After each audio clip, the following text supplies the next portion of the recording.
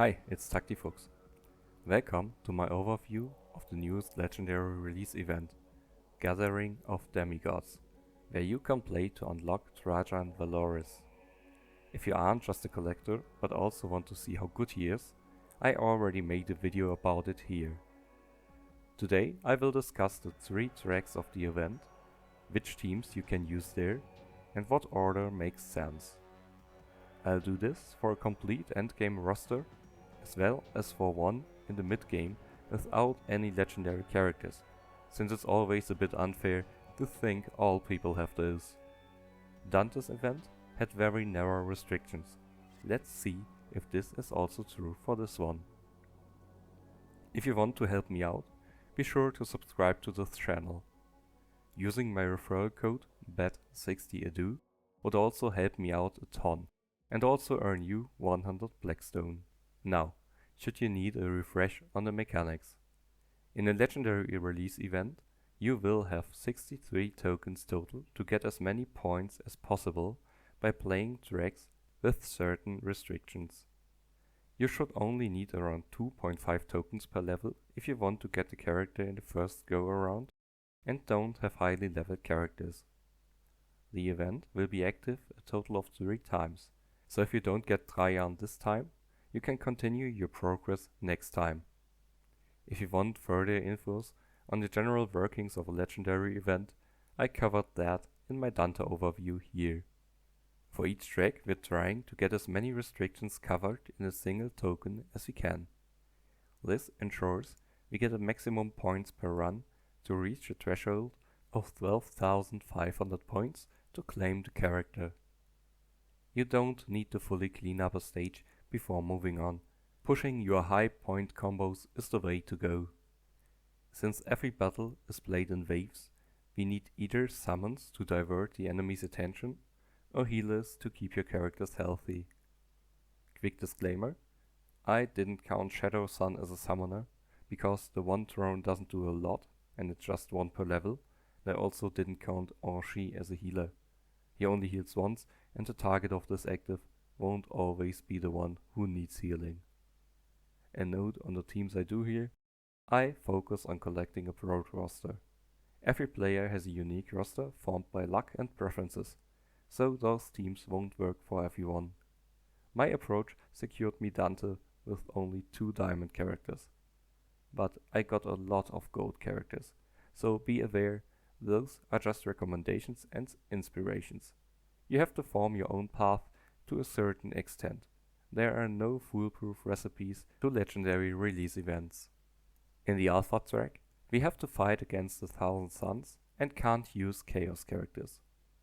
The Screamers can fly and reach characters in the back line, and their active spreads blanket damage. Pink Horrors need to be overkilled to prevent them from splitting, and will hit 2 enemies with their psychic attacks.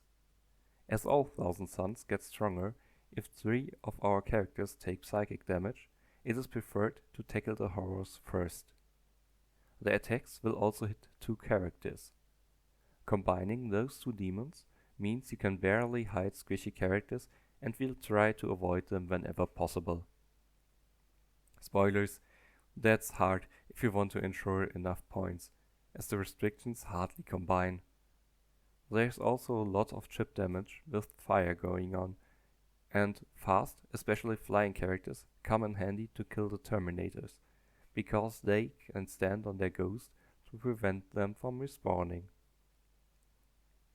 Let's see what teams we can whip up. Here's the overview of all requirements and their point values for this track. Going with my Sudoku-like approach again. We start with the least valuable and work our way up. Terrifying only sports 7 characters and only gives 50 points. The summoner is the Patermime, who probably I shouldn't have counted as one either, as he most likely only summoned 1 Gene Stealer per game without proper support. A combination with minimum 4 hits is possible for 110 points total and without any variations in teams. Other than that, only Infiltrate is possible as a combination.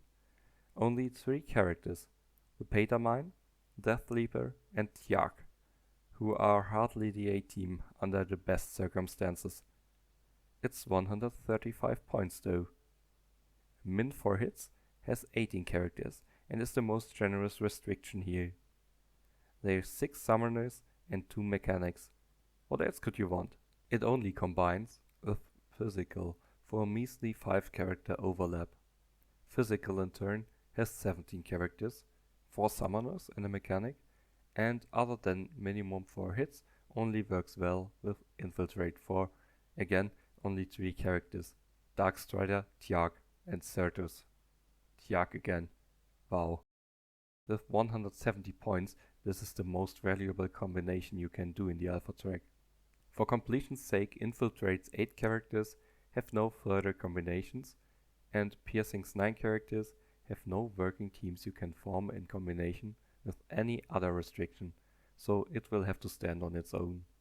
At least it's quite valuable at 95 points. The narrow restrictions with little overlap make it hard to get good teams going. There are no triple restrictions possible. Infiltrate and Physical might work in the lower ranks, and at least there secure a lot of points.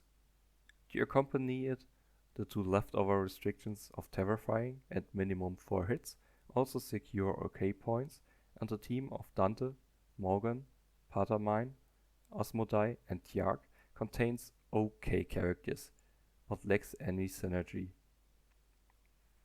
It's just good to lap up the points left over by the first team. Piercing can stand on its own comfortably, and Show, Ulf and Calandis are always appreciated in legendary release events. Incisus and the Tyrant Guard round off the team with a defensive core for the most effective team so far. While only 95 points, you can probably take it quite far if invested in the appropriate characters. When Infiltrate and Physical fails, you can start using the less valuable Physical plus minimum 4 hits, which is Kut, Vindicta, Psyjax, Gibber and Tiark. Gibber can heal Psyjax, and Vindicta is good at stopping the enemies with her flames. It's a solid team all things considered and gives 145 points. Terrifying and Infiltrate is then needed to clean those up, but with only the Patamine, Deathleaper and Tiark, that won't take most players far. Tiark appears in some lineups here. I would hate to suggest you seriously build him, since he's just underwhelming, but it can't hurt to bring him to Silver 1 or the likes, so he won't just keel over and die immediately. Better sees you face off against the Ultramarines with the Astra Militarum as allies. Again, we can't afford much leeway with our teams, but with mortars and heavy intercessors, characters that don't care much about suppression like Terminators are a good choice. Problematically, you can't use Imperial characters, which only leaves you with the Chaos Terminators. You will also, counter to what I just said, want to rush to the enemy spawn point to keep the guard contained. This won't hold off Inceptors, which will just fly over your screen, but at least the Voxcasters won't amass too much. Focus those first. Their guardsmen are an annoyance and can do decent damage in numbers. For restrictions, we can go for no physical attacks with 41 characters but only 45 points. Maximum 2 hits features 24 characters for 70 points, which seems decent. Mechanical only has 8 characters, lacking the additional numbers of the AdMech. Flying for 90 points is 12 characters, and the most valuable restriction is Power at 95 points and with 9 characters. Let's see what combines. No physical and max 2 hits might be the least valuable combination in 115 points, but has a solid 18 characters including 7 summoners and a healer. No physical and mechanical sports 6, including 4 summoners, including Aleph Null, who also can heal mechanical units. No physical and flying has 10 characters, and no physical and power is a natural match as it fulfills itself automatically, so you should definitely use that. There's no sense in combining those with something else, as you'll have to clean up the other restrictions as a single afterwards. Power also doesn't combine with anything else, so I won't mention it again. With 140 points and 9 characters, it's decent and gives you the Chaos Terminator package including Rodbone. Slow but reliable. Maximum 2 hits and Mechanical only has 3 characters, which isn't worth the hassle for 145 points. Maximum 2 hits and Flying is 160 points with 7 characters. The Parasite is also a decent summoner, although the explosive shells of the mortars will reduce underleveled Ripper Swarms to ashes pretty fast. Mechanical and Flying has 3 characters, but offers the most points in this track. I can never resist that temptation. We'll start out with that one then, and with Evas and Aleph it's actually decent, with Tutmos as a hanger-on, especially for the lower levels. Later it will struggle to contain the enemies with only 3 characters, although their summons might help. Fun that the next Swarm summon in the Scarab Swarms also conveniently clashes with the Assault Intercessors and Mortars. Power and no physical are no-brainer, and Typhus, Maladus, Nauseus, Angrex and Toth proven a capable team that can outlast a lot of fire, if not totally underleveled. This leaves 2 hits for show, Akimatos, Abraxas, Gulgorz and Holland, whose sheer number of summons and healing will work just fine. At least as long as Flying Mechanical does, because when that team breaks, we'll have to switch. Flying and 2 hits only is only 5 points less and much more solid with Tormakos, Shadow Sun, Neurotrope, Parasite and Ahriman. You could argue you should start out with Death from scratch. I don't, because I have a Diamond 3 Rivas and that will carry me probably through to 6 or 7, which is 30 more early points than the other way around. Yeah, I'm that stingy with points. Legendary release events can easily come down to the last token. Just be sure you're confident you won't waste the token by fighting a losing battle. That would leave Mechanical alone with a decent Aleph, Golgorz, Immuspec and Anufet. Aleph comes up quite often and is a decent character to boot. Investing in him beforehand will never be wasted. In Gamma, we get our first taste of the Gene Stealer and Tyranid combination. Tyranids were always quite straightforward. Kill Barbgons as soon as possible and kill the Tyranid warriors before killing smaller life forms, so those have a chance to flee. The Gene Stealer cults complicate things, as they can respawn, and heavy hitters in the form of aberrants. We'll have to see how it goes, but from my gut feeling, this will be one of the meanest enemy combinations so far. Focus on Barbgons because they'll overwhelm you with their sheer damage, picking off single cultists in the hope to be able to stand on their ambush tiles so they don't respawn. We are not allowed Xenos, which leaves us short of some of my favorite characters. Requirements are no Bolter, which is quite easy, 55 points and almost as many characters. Chain only features 6 characters total, one of which is legendary. Minimum 3 hits is 32 characters. Resilient is 11 characters and Psyker has 9. What hit my eye immediately was the general lack of healers and summoners, who are mostly concentrated in no Bolter and minimum 3 hits respectively. Here concentrated means 2 of each. No Bolter and Shane only has 4 characters overlap. A combination with minimum 3 hits is quite comfortably possible with 24 characters. Resilient and no Bolter is also represented by 8 characters. What we'll do though is a combination with Psyker. No Bolter is just such a non-restriction and it automatically applies to all Psykers in the game. This combination of the most and least valuable requirement leaves us at 150 points and 9 characters. Chain only works with minimum 3 hits and exactly 5 characters. Minimum 3 hits additionally works with Resilient for a nice 160 points and 6 characters. Cool. Resilient has no further combinations.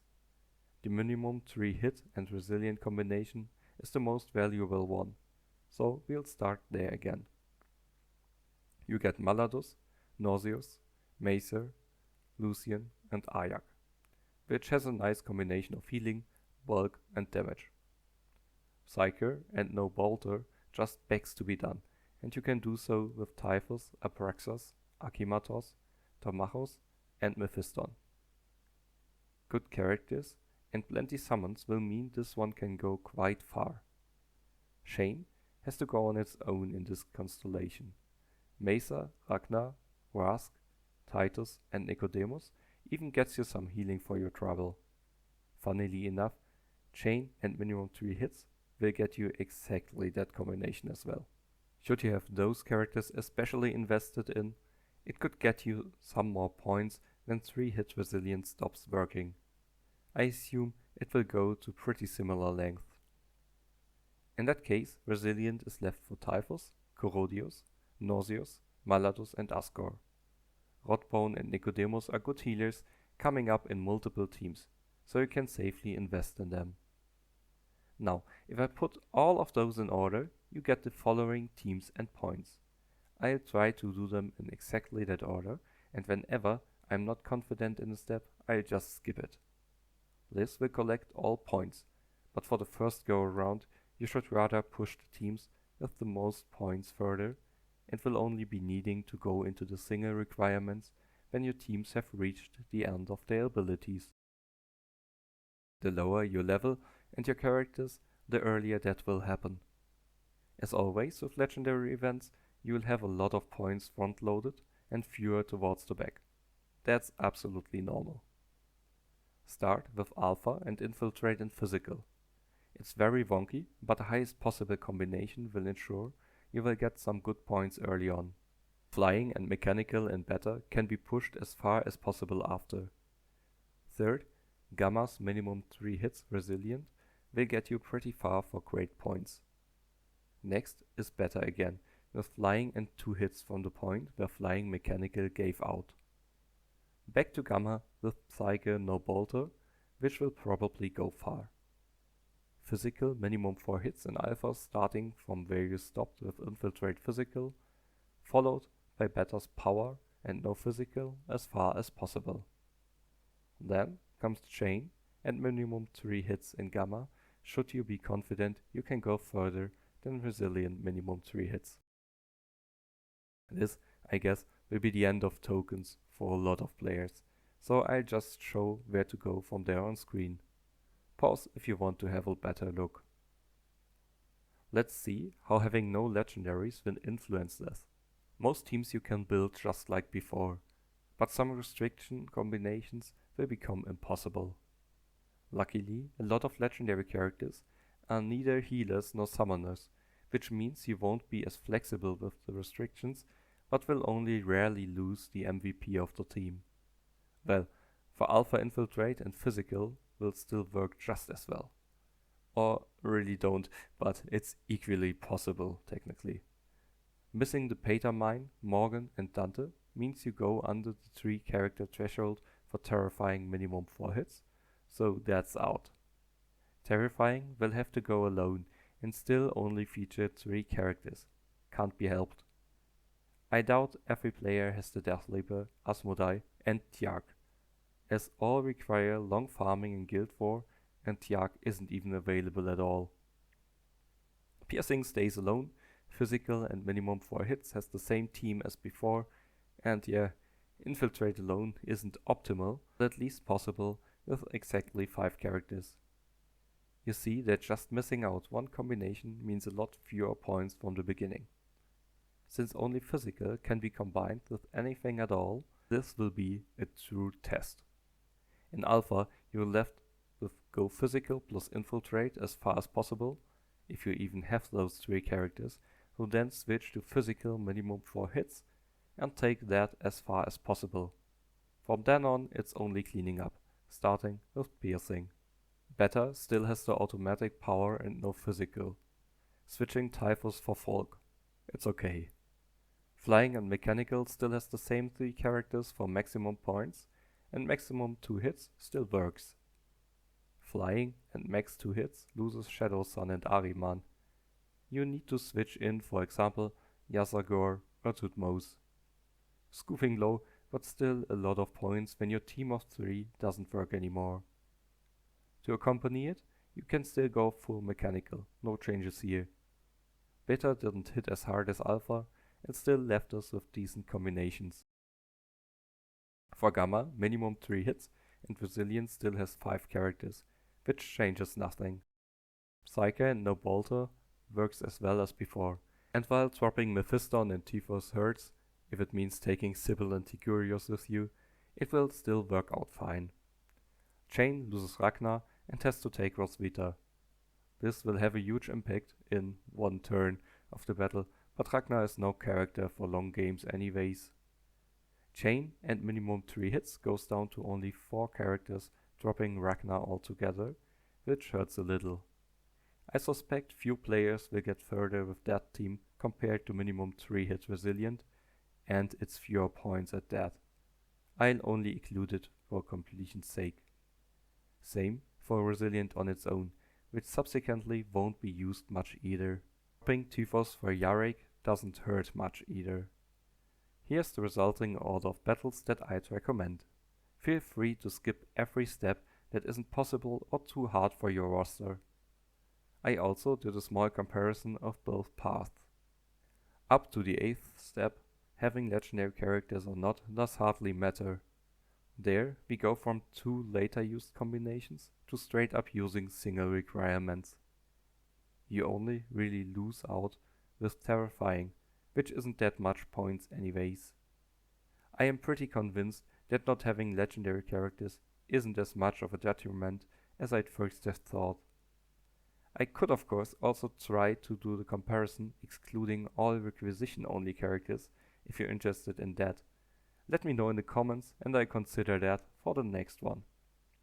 Other than with Dante's event, where Snotflogger was the MVP with his bulk and continual summons, here I can only recommend investing in the appropriate healers, Aleph, Nicodemus and Rotbone. Tiag comes up often since he's terrifying and infiltrate, and both categories feature a very narrow roster, but he's not a good character. I feel this one is even a bit harder than the last one. While the only orc requirement with Dante seemed bad at first, it at least gave us a chance to do a triple requirement for a lot of points early. The Ultramarines and Guard combination I always loathe, and I think Tyranids and Sheen Stealers will be pretty nasty opponents. What do you think? Is this event harder? What characters do you regret not having for this event? And who do you think will be the overall MVP? Discuss with me in the comments. Goodbye and have a nice day.